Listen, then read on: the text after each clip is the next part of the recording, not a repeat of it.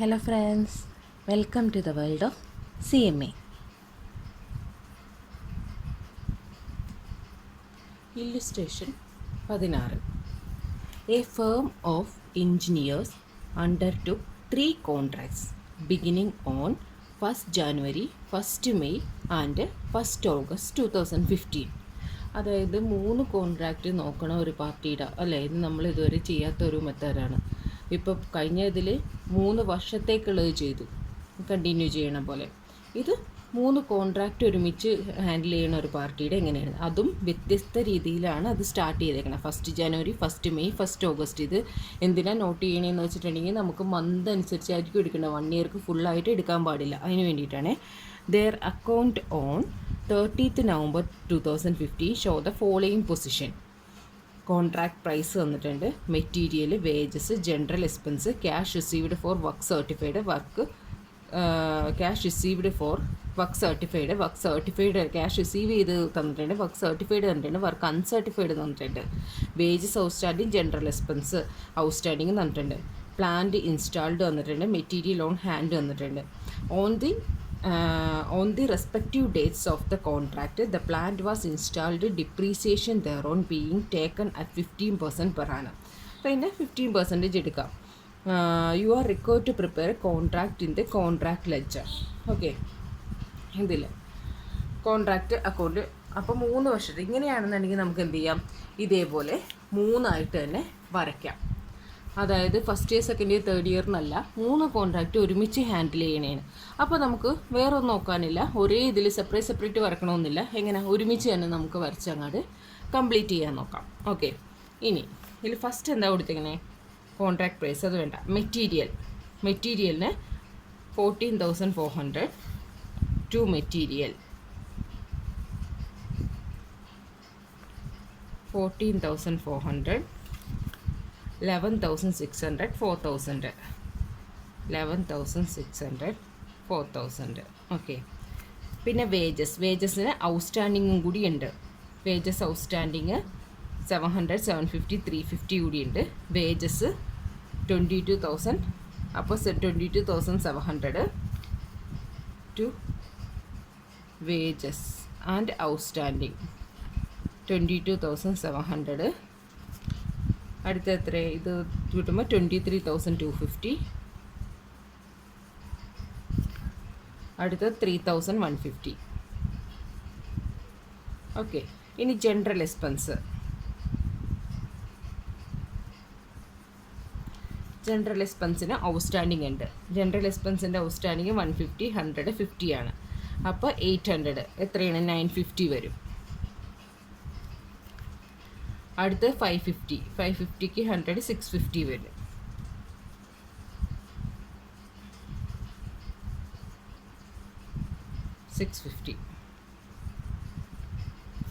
അടുത്തത് 200, 200ന് 50 കൊണ്ട് 250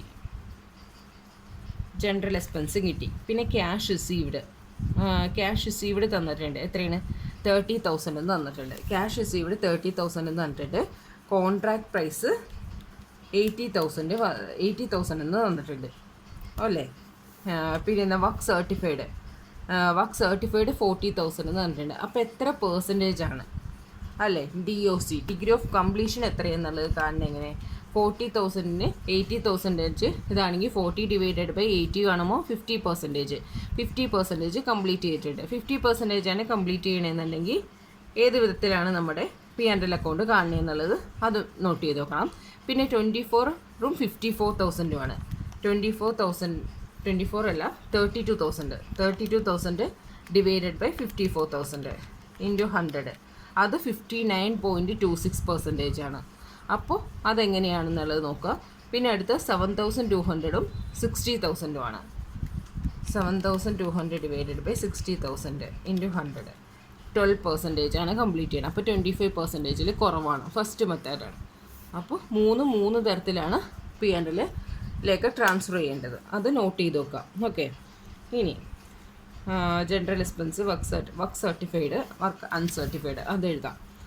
by work in progress, work certified, 40, 32,000, 7,200. 40,000, 32,000, 7,200. Work uncertified തന്നിട്ടുണ്ട്. എത്രയാണ്? 1,200, 1,600, 400. 1,200, 1,600, 400.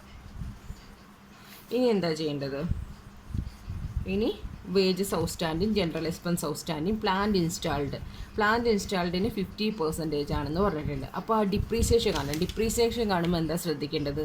നമ്മൾ എന്നാണ് വർക്ക് സ്റ്റാർട്ട് ചെയ്തതെന്നുള്ളത് വിധത്തിൽ എടുക്കണം. ഓക്കെ, അതിനാണ് ആ ഡേറ്റ് ശ്രദ്ധിക്കാൻ പറഞ്ഞത്. ഇത് എത്രയാണ്? പ്ലാന്റ് ഇൻസ്റ്റാൾഡ് 40,000 ആണ്. അതിൻ്റെ 50% ആണ് ഡിപ്രീസിയേഷൻ. 4,000 into 50% depreciation. പക്ഷേ ഫസ്റ്റ് വർക്ക് എങ്ങനെയാണ്?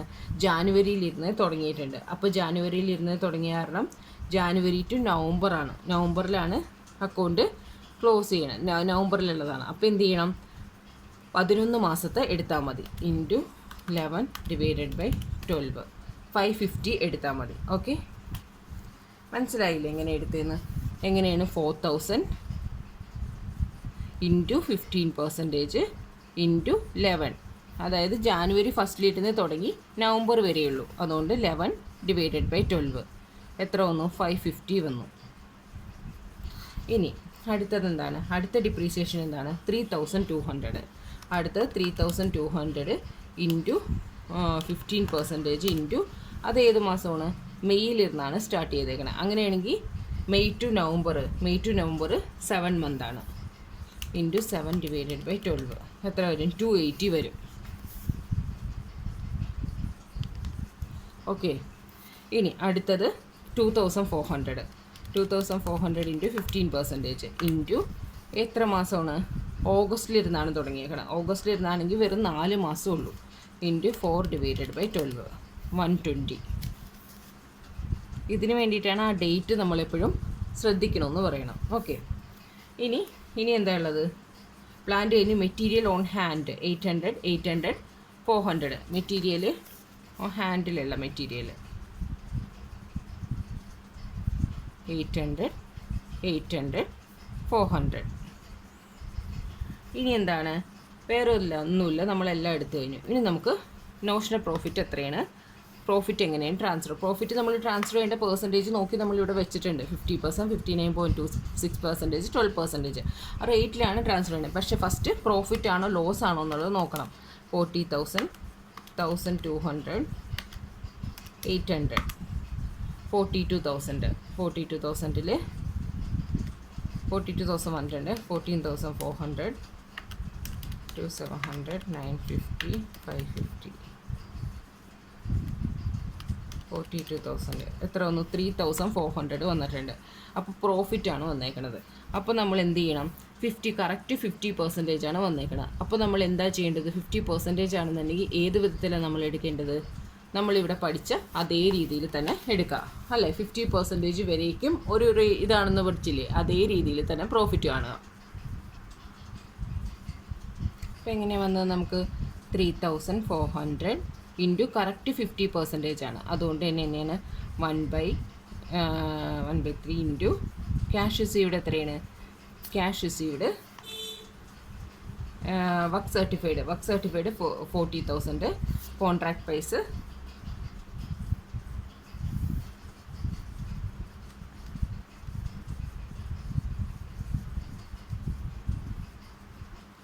Cash received 30,000 divided by work certified 40,000.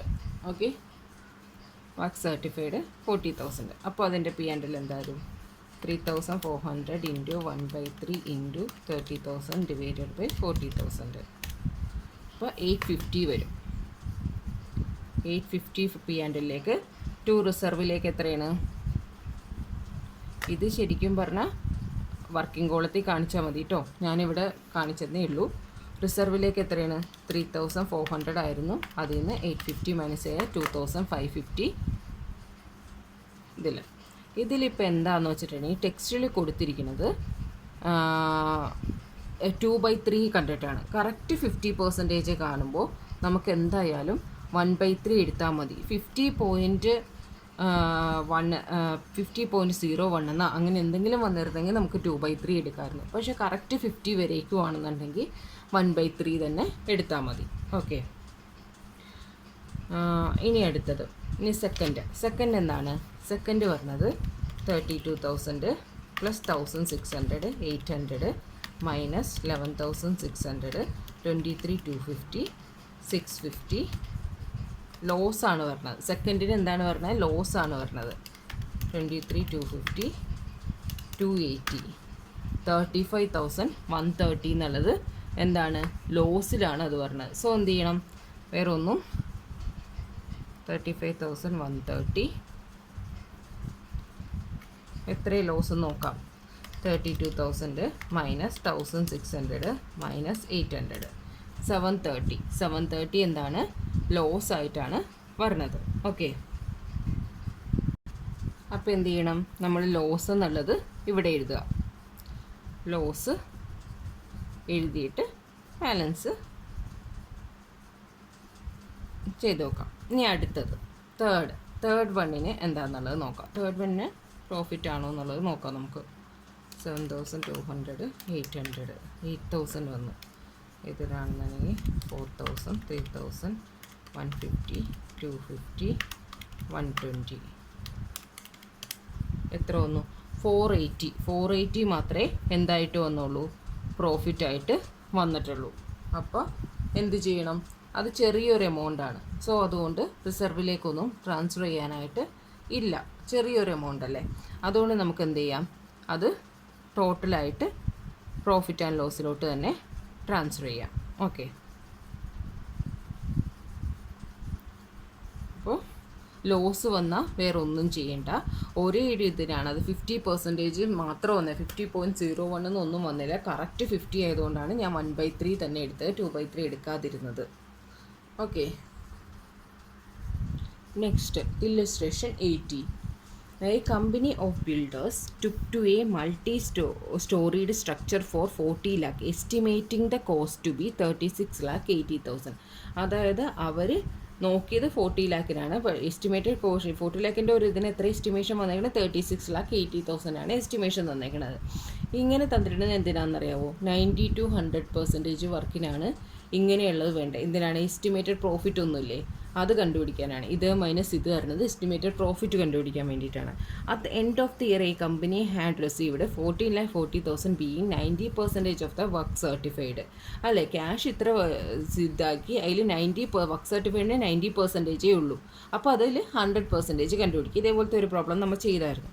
Work done but not certified 40,000. അപ്പോൾ വർക്ക് അൺസർട്ടിഫൈഡും ഉണ്ട്.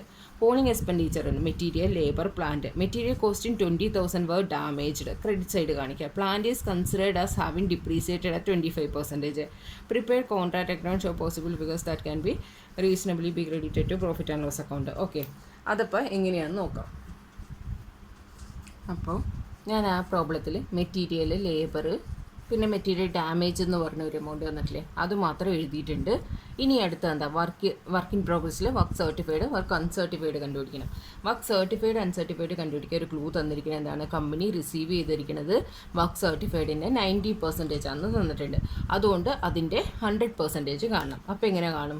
14,40,000 ഡിവൈഡഡ് ബൈ 90 ഇൻറ്റു 100 എത്ര വരും? 16 lakh. 16 lakh ആണ് വർക്ക് സർട്ടിഫൈ ചെയ്തിരിക്കുന്നത്. ഇനി വർക്ക് അൺസർട്ടിഫൈഡ് ഇവിടെ തനിയെ തന്നിട്ടുണ്ട്, 40,000 എന്ന് തന്നിട്ടുണ്ട്. അപ്പോൾ ടോട്ടൽ 16,40,000. ഓക്കെ, ഇനിയുള്ളത് നമുക്ക് പ്ലാന്റിൻ്റെ ഡിപ്രീസിയേഷൻ കാണാനാണ്. പ്ലാന്റിൻ്റെ ഡിപ്രീസിയേഷൻ കാണാൻ. ഡിപ്രീസിയേഷൻ എത്രയെന്ന് പറഞ്ഞാൽ 25% എന്ന് തന്നിട്ടുണ്ട്.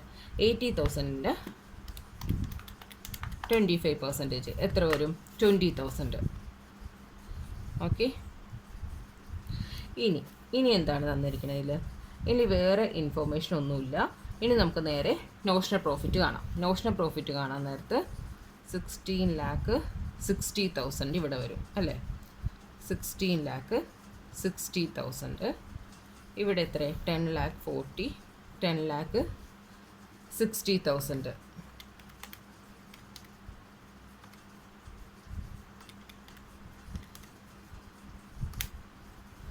അപ്പോൾ നോഷണൽ പ്രോഫിറ്റ് ആയിട്ട് എടുക്കണേ. നോഷണൽ പ്രോഫിറ്റ് എത്ര കണ്ടത്? ഇനി നമുക്ക് നോഷണൽ പ്രോഫിറ്റ് അതിന് മുന്നേ നമ്മൾ ഏത് തരത്തിലാണ് നോക്കേണ്ടതെന്ന് DOC കാണണ്ടേ? DOC കാണാനായിട്ട് വർക്ക് സർട്ടിഫൈഡ് എത്രയാണ്?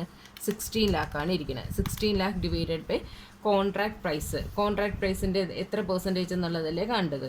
അപ്പോൾ കോൺട്രാക്ട് പ്രൈസ് എത്രയാണ്? 40 ലാക്ക്.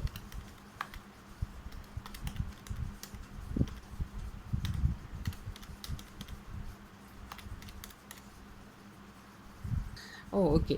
എന്താണ് നമ്മൾ ആ work certified divided by contract price എന്നുള്ളത് കാണാത്തതിന് കാരണം ഇവിടെ പറഞ്ഞിട്ടുണ്ട് എന്താണ് 90% ഓഫ് ദ വർക്ക് സർട്ടിഫൈ ചെയ്തിട്ടുണ്ട് എന്ന് പറഞ്ഞിട്ടുണ്ട്. അതുകൊണ്ട് തന്നെ ഇനി ഇത് കണ്ടുപിടിക്കേണ്ട കാര്യമില്ല. അപ്പോൾ 90%, 90 to 100% എങ്ങനെയാണ് കാണേണ്ടത്? 90 to 100% നമ്മൾ ആ 4 സ്റ്റെപ്പ് അല്ലേ, എസ്റ്റിമേറ്റഡ് പ്രോഫിറ്റ് കണ്ടിട്ടുള്ള 4 സ്റ്റെപ്പിലാണ് എന്ത് കാണേണ്ടത്? ആ പ്രോഫിറ്റ് നമ്മൾ കാണേണ്ടത്. അതെങ്ങനെയാണ് കാണുന്നത് എന്നുള്ളത് നോക്കാം. ഓക്കെ. അപ്പോൾ നമുക്ക് ഫസ്റ്റ് എന്താ വേണ്ടത്? അത് കാണാനായിട്ട് എസ്റ്റിമേറ്റഡ് പ്രോഫിറ്റ് വേണം. എസ്റ്റിമേറ്റഡ് പ്രോഫിറ്റ് എങ്ങനെയാണ്? എസ്റ്റിമേറ്റഡ് പ്രോഫിറ്റ് എങ്ങനെ കണ്ടുപിടിക്കണേ? എസ്റ്റിമേറ്റഡ് പ്രോഫിറ്റ് ഞാൻ സ്റ്റാർട്ടിങ്ങിൽ പറഞ്ഞു, ആ 40 ലാക്കിൻ്റെ ഒരു ഇത് കൺസ്ട്രക്ഷൻ വർക്കിന് 36,80,000 ആണ് അവർ ബഡ്ജറ്റ് ചെയ്തിരിക്കണേന്ന്. അപ്പോൾ ബാലൻസ് ഉള്ളതാണ് എന്ത് ചെയ്യേണ്ടത്? എസ്റ്റിമേറ്റഡ് പ്രോഫിറ്റ് ആയിട്ട് എടുക്കേണ്ടത്. അപ്പോൾ എത്ര വരും?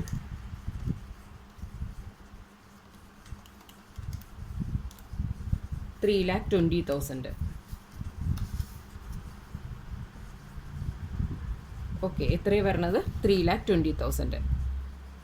40 ലാക്കിൻ്റെ 36,80,000 മാറ്റിയ 3,20,000 എസ്റ്റിമേറ്റഡ് പ്രോഫിറ്റ് ആയിട്ട് കിട്ടും. ഇനി ഈ എസ്റ്റിമേറ്റഡ് പ്രോഫിറ്റിലാണ് നമ്മൾ കാണേണ്ട ആദ്യത്തെ സ്റ്റെപ്പ് എന്തായിരുന്നു? ആദ്യത്തെ step estimated profit is equal estimated profit into cash received divided by contract price അല്ലേ. എസ്റ്റിമേറ്റഡ് പ്രോഫിറ്റ് 3,20,000 എന്ന് നമുക്ക് വന്നു. 3,20,000 into cash received. Cash received എത്രയാണ്? അതിൽ ക്യാഷ് റിസീവ് ചെയ്ത് 14,40,000 ആണ്. 14,40,000 ആണ് divided by contract price. Contract price എത്രയാണ്? 40 ലാക്കാണ്. കോൺട്രാക്ട് പ്രൈസ് 40 ലാക്കാണ്. ഓക്കെ. ഇത് ഒരു വഴി. ഇനി രണ്ടാമത്തെ വഴി എന്താണ്? Estimated profit into cost of work done. Cost of work done divided by total estimated cost. Total estimated cost into cash received divided by work certified. അത്രയാണ് എസ്റ്റിമേറ്റഡ് പ്രോഫിറ്റ് എന്ന് വെച്ചാൽ 3,20,000 ആണ്. ഓക്കെ. 3,20,000 ആണെന്ന് അറിയാം.